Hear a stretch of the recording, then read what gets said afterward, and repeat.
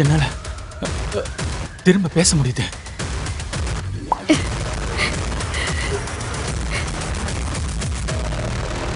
அப்போ இத்தனை நாளா ஊமையா நடிச்சிட்டு இருந்திருக்கல்ல, அப்பதான் எல்லாரும் உன் மேல இறக்கப்பட்டு சோறு போடுவாங்கன்னு நினைச்சிருக்க.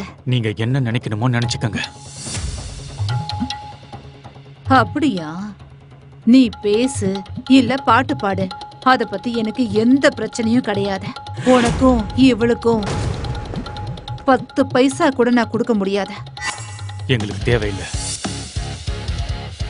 நான் இருக்கிற வரைக்கும் குஷியோட அப்பாவுக்கு எதுவும் ஆகாது. 20 லட்சத்தை என்னால 2 நிமிஷத்துல ஏற்பாடு பண்ண முடியும்.